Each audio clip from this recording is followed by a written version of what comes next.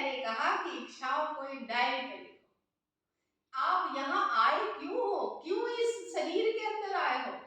ये जानना आपको ये जानना बहुत ज़रूरी है कि ऋषिकेश आए क्यों?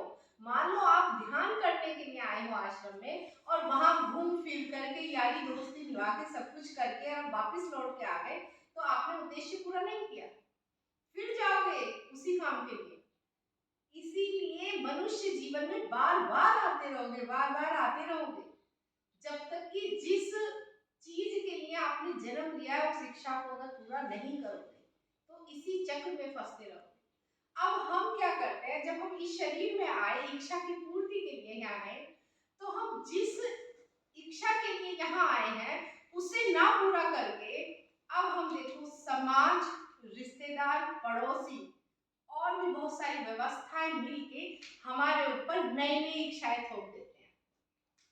कितनी सारी इच्छाएं हैं, आप खुद जब सोचोगे तो पाओगे कि 100 में से 96-97 इच्छाएं वो हैं जो हमें बाहर से मिली है।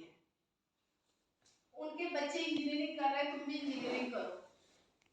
उनके पास घर है, तुम भी लो। उनके पास ऐसा है, ये करो, वो करो, फलाने करो।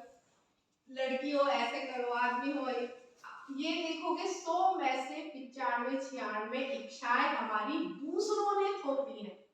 मात्र 2 से 3 इच्छाएं होती हैं जिसके लिए एक जीव जन्म लेता है और उसी इच्छा को नहीं पूरी करता, बाकी की सब इच्छाओं में लगा रहता है, जबकि वो उसके किसी काम की नहीं है।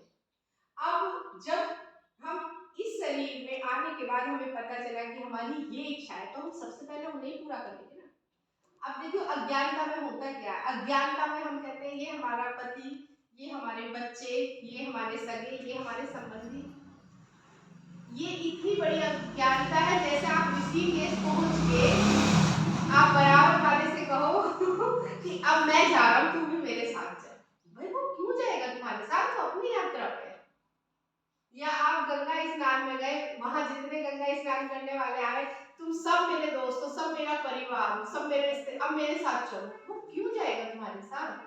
तो क्यों भूल रहे हो कि प्रत्येक जीव की अपनी यात्रा है, इतनी व्यक्तिगत यात्रा है कि इसका किसी से कोई संबंध नहीं।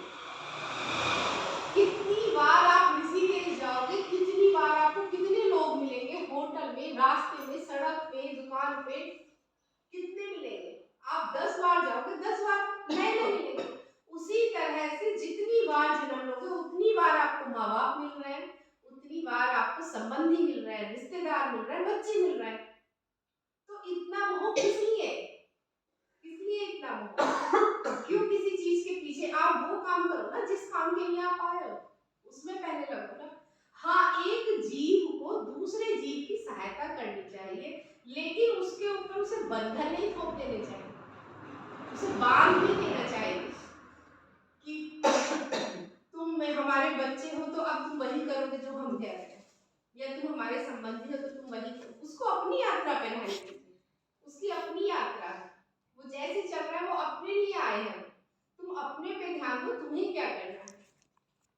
तो इसीलिए आज ये जो ट्रिप ऋषिकेश की हुई है, ये सिर्फ ये जानने के लिए हुई है कि तुम यहाँ क्यों आए हो, पहले ये जान लो, उसके बाद फिर जो करना हो करते रहना। जिस काम के लिए आए हो वो कर लो, उसके बाद जो मन करे वो करते रहना। तो ये हमारी ऋषिकेश की ट्रिप आज यहीं पे ही समाप्त हो गई। ये सिर्फ बताने के लिए थी कि इधर उधर दृष्टि ना जाए, अपने पे आ जाए। कितनी बार तुम्हारे माँ बाप हुए होंगे, कितनी बार बच्चे हुए, कितनी बार शादियां हुई, कितनी बार यही सब करते करते करते करते सिर्फ याद नहीं है ना आप लोगों को। यही कुछ कुछ टेक्निक कराते हैं पास्ट लाइफ रिग्रेशन की। उस पास्ट लाइफ रिग्रेशन में जाके देखोगे तो यही यही यही यही कितनी बार किया है। सच्चा है ना वो? हाँ बिल्कुल। ये आप जो होता है जो सूक्ष्म अवस्था का प्रयोग जो मैं 5वें दिन करवा रही हूँ वो भी इसमें जाएगा। वो यही है।